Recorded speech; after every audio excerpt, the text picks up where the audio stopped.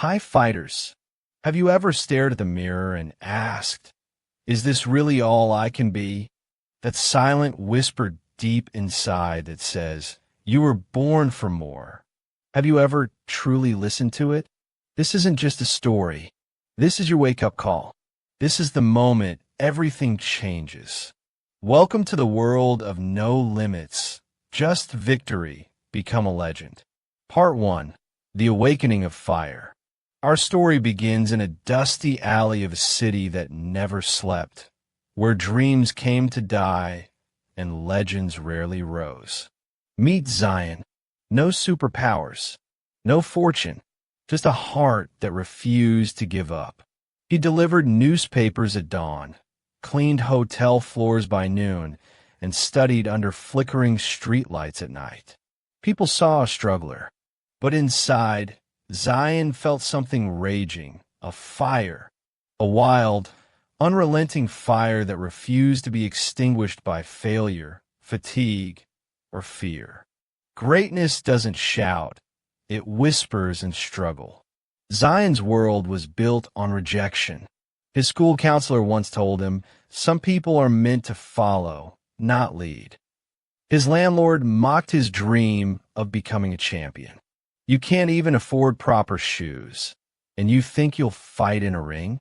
Every sentence hurled at him became fuel. Every doubt thrown his way became bricks for his foundation.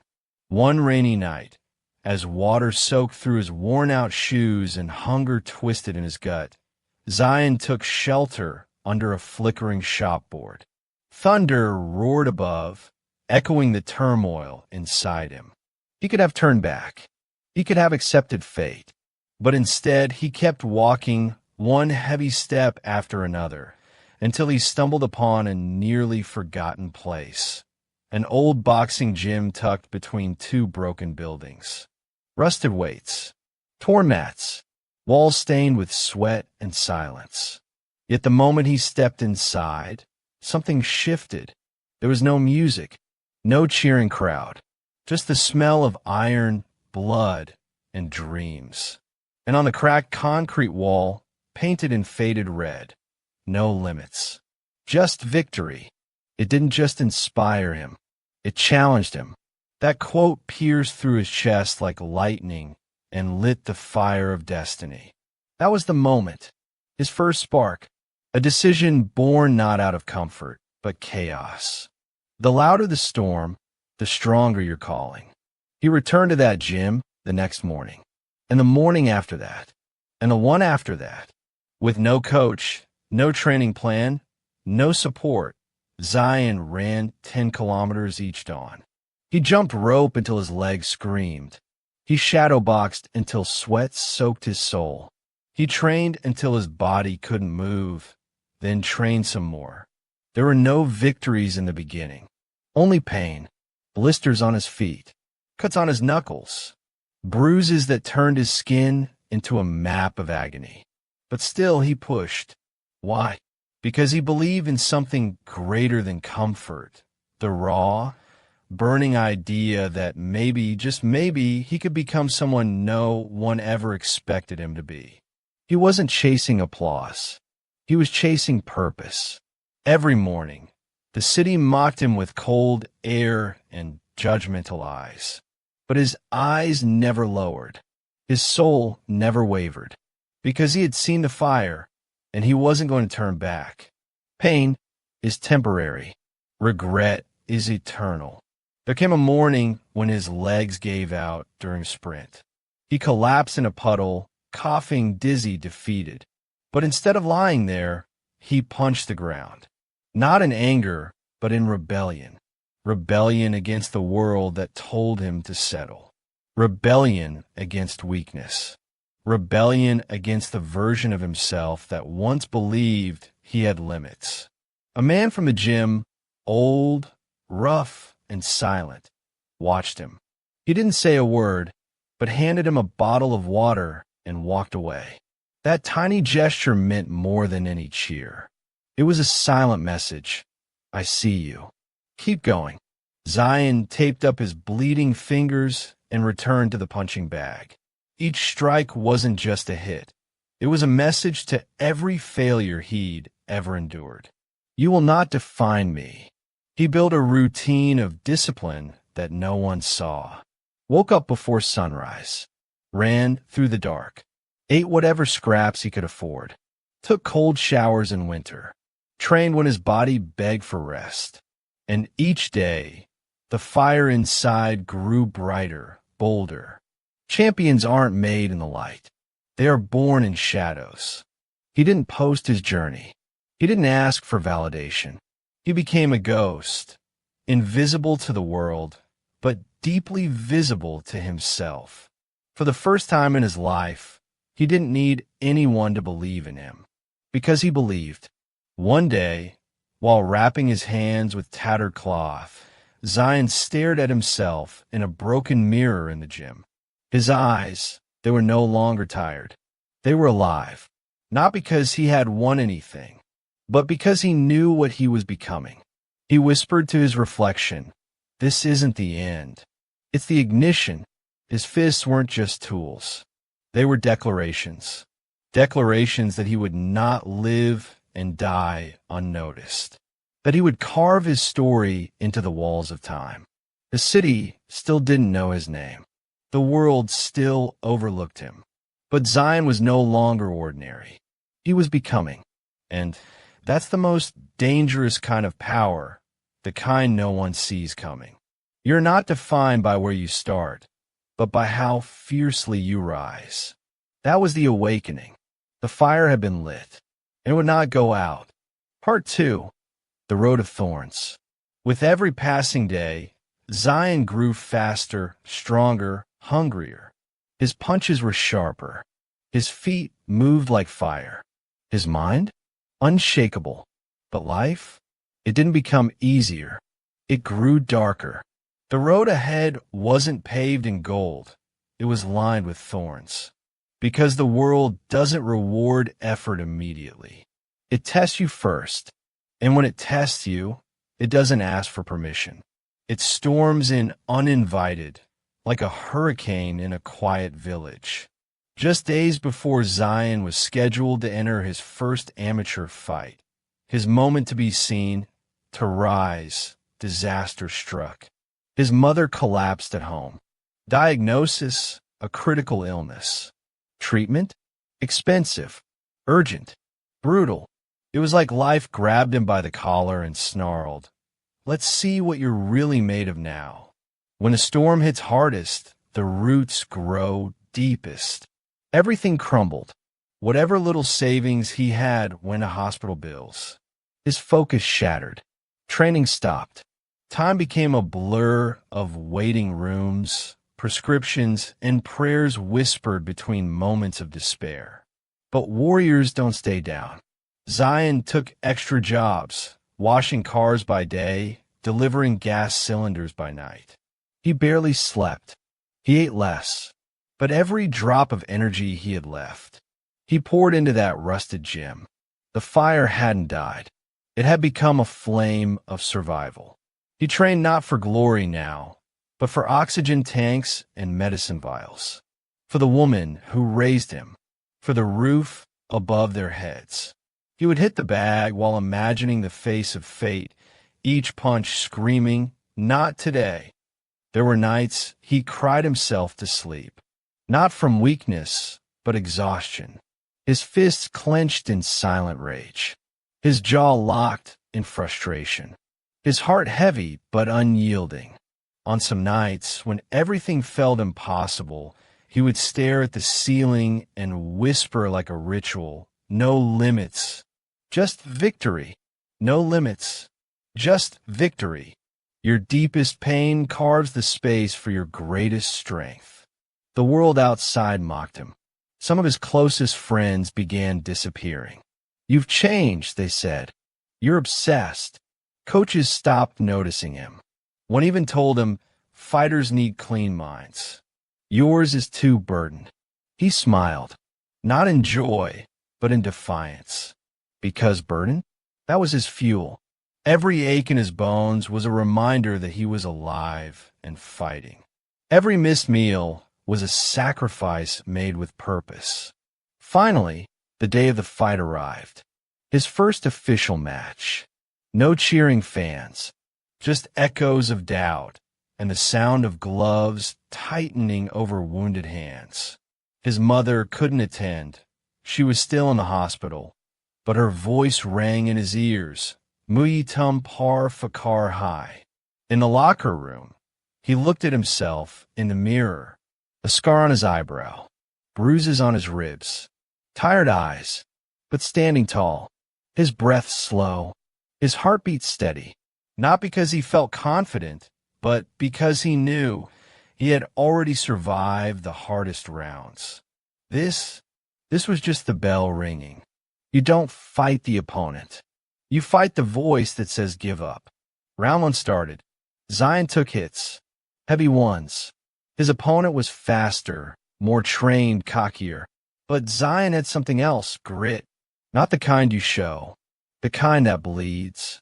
By the end of round two, Zion's lip was split and one of his ribs was cracked. His coach advised him to stop. You've proved enough. Walk away while you can. Zion looked up, his breath heavy, blood trickling down his chin. And with a shaky grin, he whispered, "Not yet." Round three, the final round. Each step was pain. Each swing was fire. He didn't hear the crowd, didn't feel the sweat. All he saw were moments, his mother coughing, the job rejections, the hunger, the nights he slept on concrete. Each punch he threw wasn't just physical, it was spiritual. The final blow, it wasn't clean, it wasn't perfect, but it landed with a force that came from years of silent screams. His opponent fell. Silence. Then the bell rang. Victory, but not the kind you see in movies. This was a silent, raw, tear-filled kind of victory. A kind that doesn't roar. It sighs. As his name was announced, he didn't raise his arms. He didn't jump. He just looked up at the ceiling and mouthed a prayer. A thank you. A promise. He didn't win because he was stronger. He won because he refused to lose. True power isn't in your fists. It's in the fire that refuses to go out. Later that night, he walked to the hospital, still bleeding, still bruised. He sat beside his mother and placed the tiny championship medallion in her palm. She opened her eyes and smiled weakly. "Jeet gay." He nodded, wiping a tear. "Nahi Ami. Shuruik hi hai." Because for Zion, this wasn't the destination. It was only the beginning of the next storm. And he was ready. He had walked the road of thorns barefoot, but not broken. The world hadn't seen anything yet. He wasn't just a fighter now. He was becoming a legend. Part 3, The Rise of the Phoenix. That one victory changed everything. Sponsors started calling. Coaches who once ignored Zion were now shaking his hand. Small boxing clubs framed his photograph. News outlets picked up his story. From janitor to juggernaut, one headline read, "The streets that once echoed with his lonely footsteps now whispered his name." And for the first time in his life, people looked at him not with pity, but with pride. But Zion? He didn't let it get to his head, because deep down, he knew the higher you rise, the louder your doubts scream. And he wasn't about to get lost in the noise of applause. The moment you think you've made it is the moment you start falling. Months passed. His mother was recovering. His body, though still bruised, had adapted. But the fire inside? Stronger than ever. Then came a call that would push everything to the edge, the national championships. The biggest stage, the loudest arena, and the opponent? Ayaz Malik, undefeated, ruthless, a boxer known not for grace, but for humiliation. The kind who broke more spirits than ribs. The media had already crowned him. The crowd? Loyal to him. The betting odds? Laughable. They called Zion a fluke.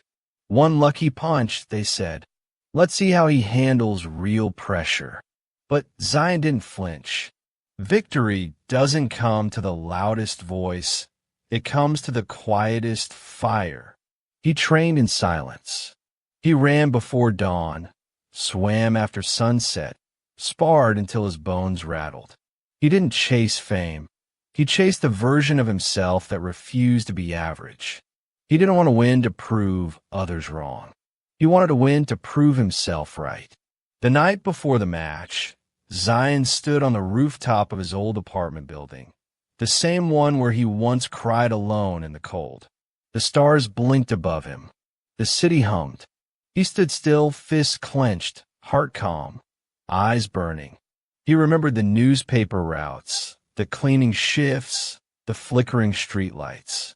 He remembered the quote on that torn gym wall. But most of all, he remembered why he started. And that why became his weapon. Purpose beats talent when talent forgets pain. Fight day arrived. The arena was packed. Cameras flashing. Chants rising. Commentators leaning in.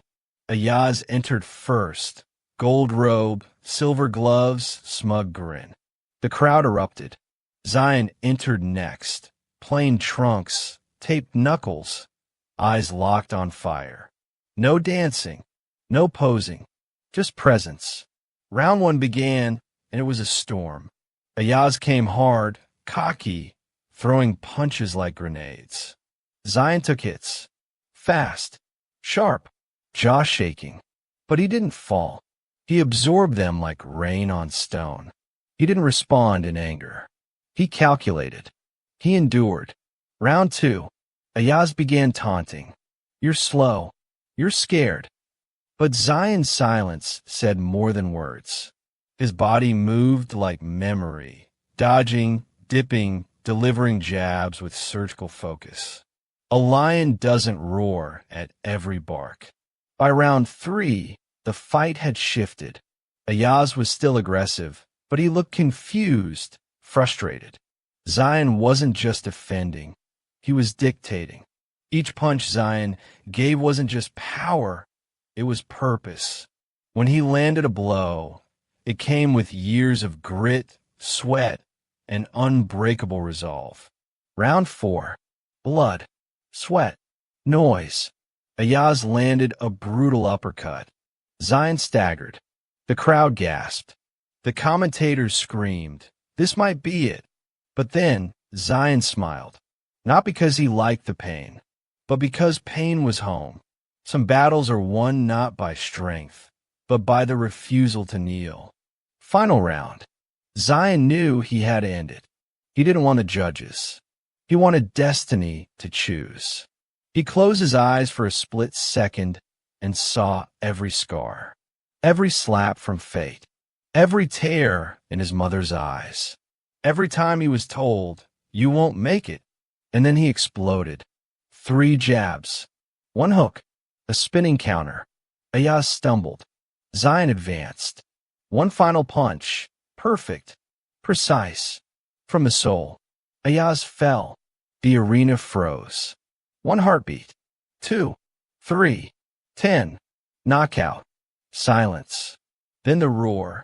Like thunder after years of drought. Zion didn't jump. Didn't scream. He dropped to his knees, fist to the mat, head bowed. Because in that moment, he wasn't just a champion. He was proof. Proof that the janitor can beat the king. That grit beats talent. That scars can shine brighter than medals. Becoming a legend isn't about glory.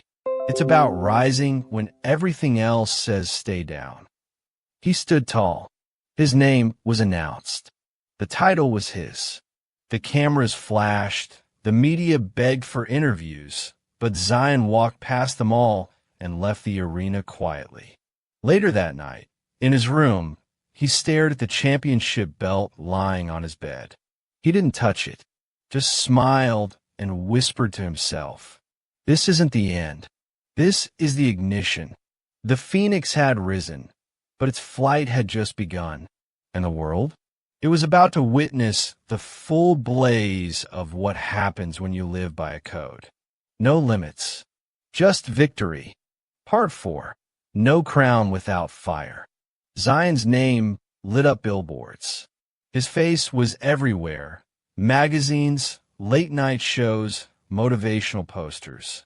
The boy who once delivered newspapers had become a household name. Endorsements rolled in. People asked for selfies, offered him keys to cities, and called him the people's champion. But the real battle? It had just begun. The moment the world lifts you up, it also prepares to watch you fall. You see, success has a strange sound. It claps at first, but then it whispers lies. And Zion, once grounded and focused, began hearing those whispers. Invitations to luxury parties, lucrative exhibition fights, trips, fame, distractions. He was pulled in every direction by people who wanted the shine, but not the sweat. At first, he thought he could handle it all. Skipping one training session didn't matter, right? Eating junk once in a while wouldn't hurt, right? But each small decision added up. And soon, the fire inside, the very blaze that got him here, started to flicker. Sometimes the brightest lights blind the soul. The hunger he once carried like armor began to fade into ego. He wasn't the underdog anymore. He was the champ. And in that title, he got comfortable. Then came the challenge.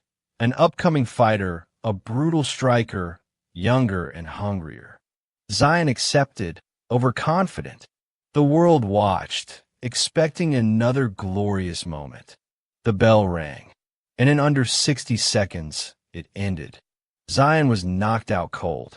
Not just a loss, a collapse, a humiliation broadcast live. Social media exploded. Memes flooded in. The fallen star. The champ who got too comfortable. Reporters dragged his name through dirt. Fans turned their backs. Sponsors pulled out. His team? They vanished one by one. In his apartment, Zion sat alone, the belt collecting dust in the corner. No lights, no noise, just silence. And silence, for the first time, was deafening. You can climb Everest, but if you forget how you got there, even the wind will push you down. He locked himself away. Didn't train. Didn't speak. Days bled into nights. He avoided mirrors, because in them, he didn't see a legend.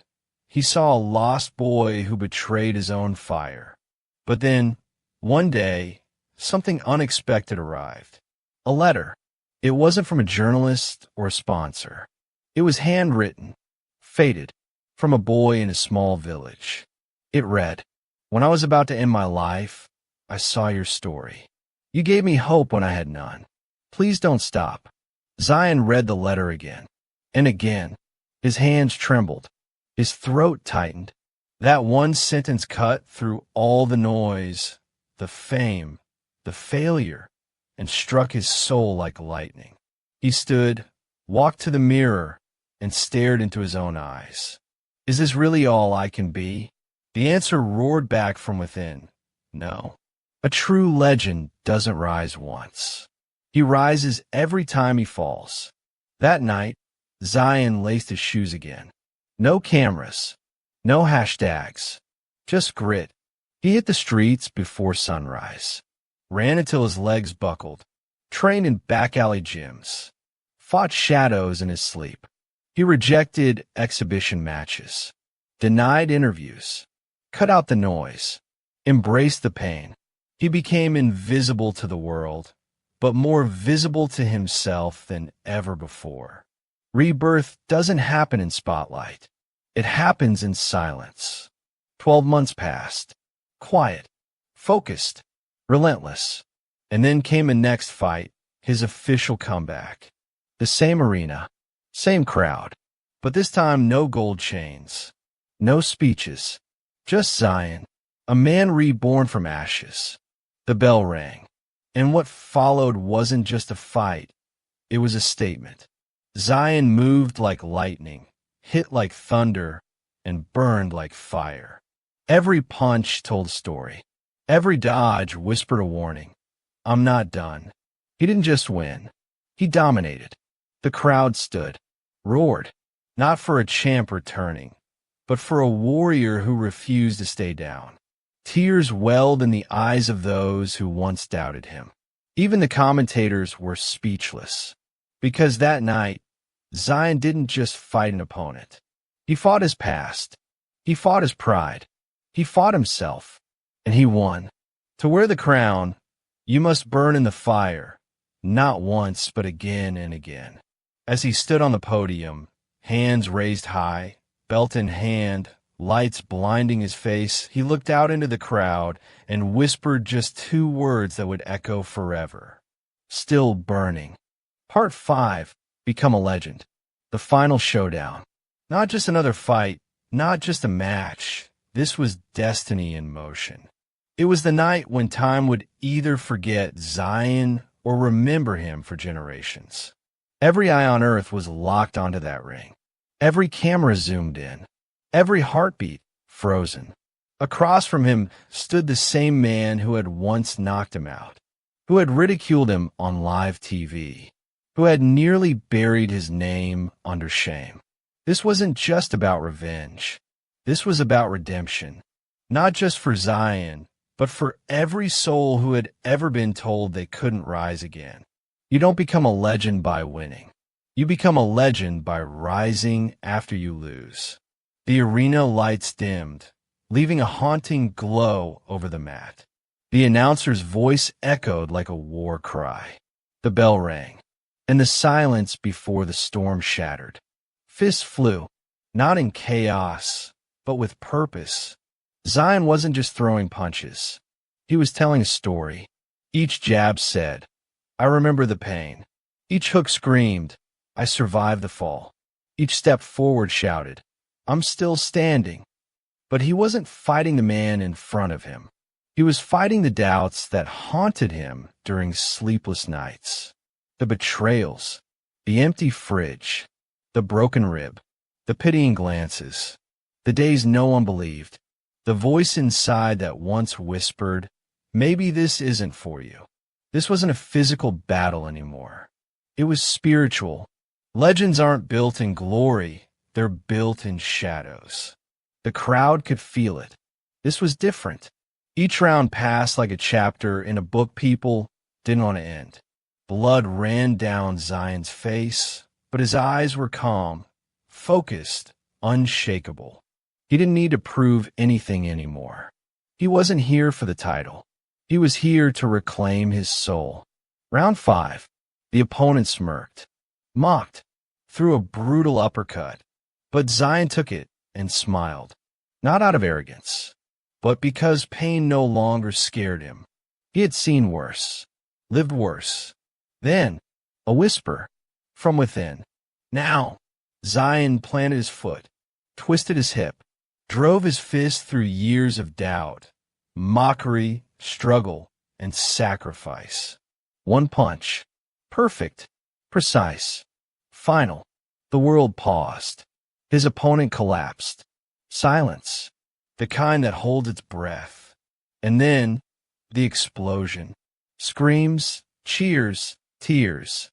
People leapt from their seats. Commentators lost their words. Cameras shook with the roar. But Zion didn't raise his fists. He didn't scream. He just closed his eyes. Because this wasn't the sound of a win. It was the sound of a war ending. He stood tall, bloody, bruised, breathless, but unbroken. Because that night, Zion didn't just become a champion.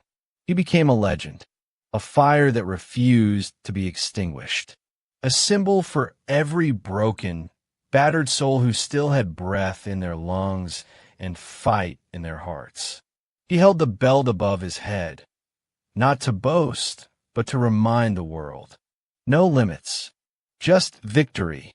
And as the crowd chanted his name, as cameras flashed, as the confetti fell, Zion looked straight into the lens and said something that silenced everyone. I wasn't made to shine. I was made to burn. Because the world doesn't need more temporary stars. It doesn't need polished idols or hollow trophies. It needs fire. It needs fury. It needs truth. It needs you, whoever you are, wherever you are, no matter how broken, how lost, how tired, you can rise. You don't need to be special. You just need to be unbreakable. You don't need to be fearless. You just need to be relentless. The mirror is waiting. The whisper is calling. So I ask again, loudly this time, is this really all you can be? Because the fire in you, it's real. It's ready, and it's hungry. So rise, fight, burn, become a legend. With that said, thanks for watching, and until next time.